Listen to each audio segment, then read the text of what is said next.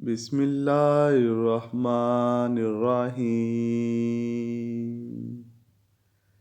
ہارون الرشید ایک مرتبہ مکہ مکرمہ میں آیا تو عوام کو طواف کرنے سے روک دیا تاکہ وہ خود تنہا طواف کر سکے، اور جب وہ طواف کرنے لگا تو جھٹ ایک اعرابی نے سبقت کر کے اس کے ساتھ طواف کرنا شروع کر دیا۔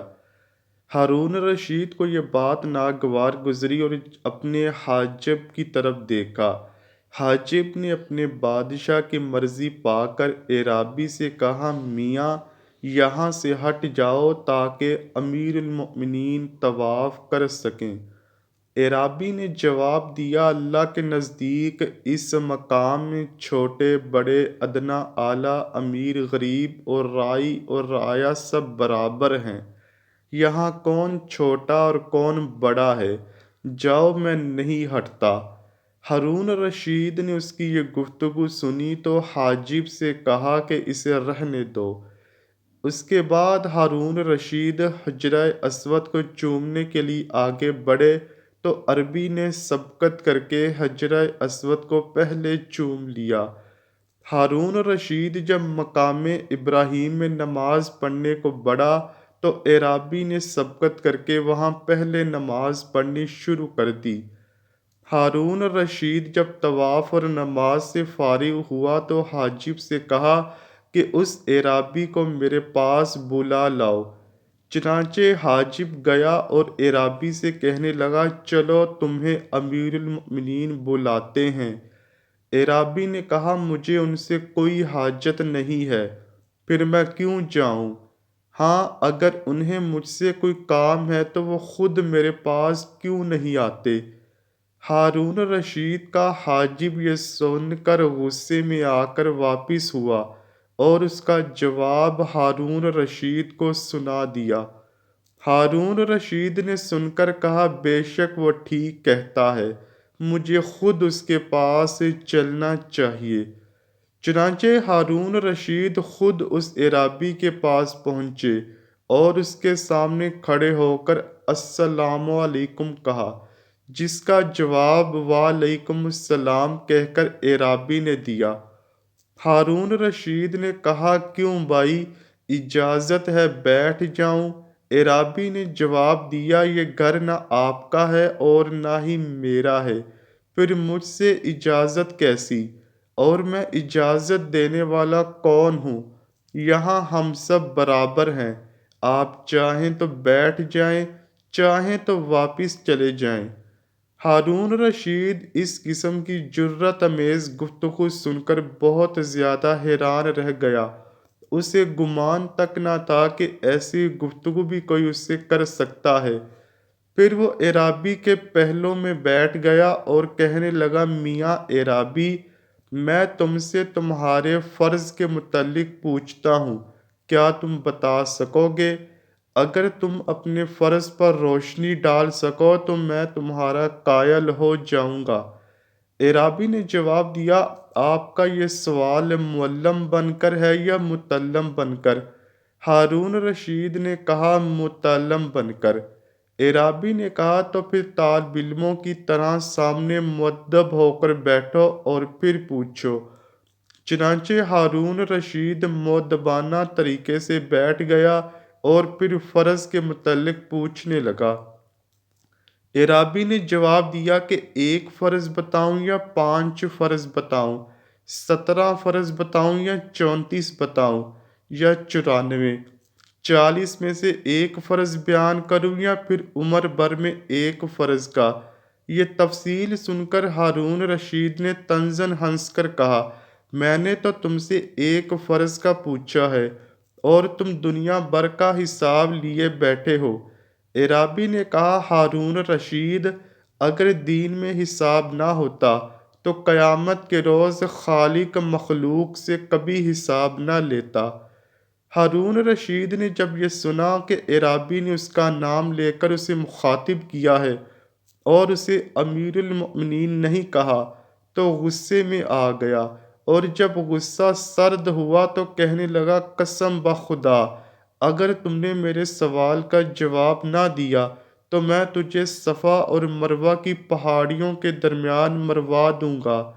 تو حاجب نے کہا کہ اے امیر المؤمنین، جانے دیجیے، اس حرم شریف کے طفیل اس کی جان بخشی فرما دیجیے۔ اعرابی یہ سن کر کھلکھلا کر خوب ہنسا۔ ہارون رشید اور بھی زیادہ حیران ہوا اور پوچھا کہ اس قدر ہنسے کیوں ہو؟ اعرابی نے جواب دیا، تم دونوں کی مزاح کا خیز گفتگو سن کر، کہ ایک تم دونوں میں سے ایسی موت لے آنے کا مدعی ہے جو آئی نہیں، اور دوسرا ایسی موت کو ہٹا رہا ہے جو کہ آ چکی ہے۔ بھلا ایسی نامعقول باتیں دانا تسلیم کر سکتا ہے؟ ہارون رشید یہ سن کر بے حد نادم ہوا اور منت سے کہنے لگا، بھائی اب تو مجھے تمہارے جواب کا بے حد شوق ہے، برائے خدا میرے سوال کا جواب ضرور دیجیے۔ اعرابی نے کہا، تو سن لو، تمہارا سوال اس فرض کے متعلق ہے جو اللہ نے مجھ پر فرض کیا ہے۔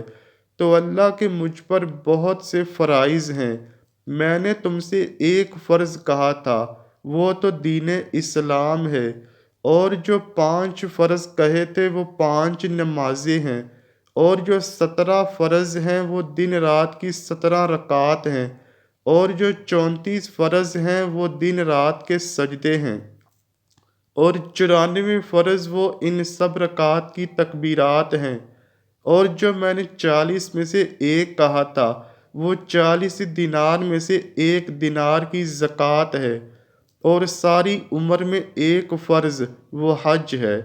ہارون رشید اعرابی کی حسن بیان اور تشریح مسائل کو سن کر بے حد مسرور ہوا اور اس کے دل میں بے حد قدر پیدا ہو گئی۔ اس کے بعد اعرابی نے کہا، آپ کے سوال کے جواب تو میں نے دے دیے، اب میرے بھی سوال کا جواب کیا آپ دیں گے؟ ہارون رشید نے کہا، ہاں پوچھیے۔ اعرابی نے کہا، کیا فرماتے ہیں امیر المؤمنین اس کے لیے جس نے صبح ایک عورت کو دیکھا تو وہ عورت اس پر حرام تھی، ظہر کا وقت ہوا تو حلال ہو گئی، عشاء کا وقت آیا تو پھر حرام ہو گئی، صبح ہوئی تو حلال ہو گئی، اس کے بعد پھر ظہر کا وقت آیا تو حرام ہو گئی، عصر کا وقت آیا تو پھر حلال ہو گئی، مغرب کا وقت ہوا تو حرام ہو گئی، عشاء کا وقت آیا تو پھر حلال ہو گئی۔ ہارون رشید یہ سن کر کہنے لگا کہ تم نے مجھے ایک ایسے دریا میں ڈال دیا ہے جس سے بجز تمہارے دوسرا کوئی نہ نکال سکے گا، تم خود ہی اس کا جواب دو۔ اعرابی نے کہا، امیر المؤمنین آپ تو بہت بڑے صاحب اختیار حاکم ہیں، میرے ایک معمولی سے مسئلے کے سامنے عاجز کیوں آ گئے؟ ہارون رشید نے کہا، واقعہ یہ ہے کہ حق تعالیٰ نے تمہارا درجہ علم مجھ سے بلند کیا ہے، میری درخواست ہے کہ اس حرم شریف کی خاطر تم ہی جواب دو۔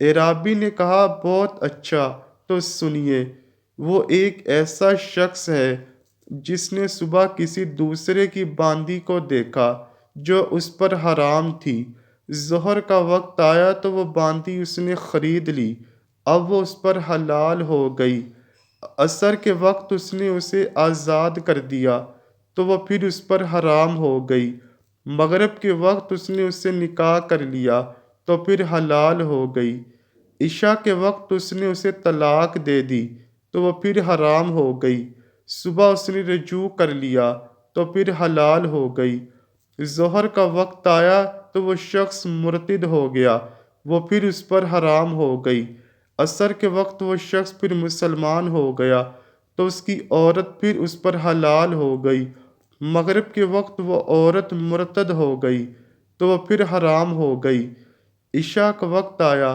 تو وہ پھر وہ مسلمان ہو گئی، لہٰذا پھر حلال ہو گئی۔ ہارون رشید یہ تفصیل سن کر حیران رہ گیا اور اس اعرابی کو 10,000 دینار دینے کا حکم دیا۔ جب یہ دینار اعرابی کو پیش کیے گئے تو اس نے کہا کہ یہ درہم ان کے اہل کو دے دو، مجھے ضرورت نہیں۔ ہارون رشید نے کہا، کیا میں تمہارے نام کوئی جاگیر کر دوں؟ جو عمر بھر تمہارے لیے کافی ہو۔ اعرابی نے کہا، جس نے تمہارے نام ملک کر رکھا ہے، وہ چاہے گا تو میرے نام بھی کوئی جاگیر کر دے گا، تمہارے واسطے کی ضرورت نہیں۔ ہارون رشید وہاں سے لوٹا اور اس اعرابی کے متعلق دریافت کیا تو لوگوں نے بتایا کہ یہ حضرت امام جعفر صادق کے صاحبزادے موسیٰ رضا ہیں، جنہوں نے زاہدانہ زندگی اختیار فرما رکھی ہے۔ ہارون رشید یہ حقیقت سن کر الٹے پاؤں دوڑا اور حضرت موسیٰ رضا بن جعفر صادق کی پیشانی کو چوم لیا۔ امید کرتا ہوں کہ آپ کو ویڈیو پسند آئی ہوگی۔ اگر ویڈیو پسند آئی ہے تو ویڈیو کو لائک کیجیے، شیئر کیجیے اور چینل کو لازمی سبسکرائب کیجیے۔ کمنٹ سیکشن میں اپنی رائے کا اظہار بھی ضرور کیجیے گا۔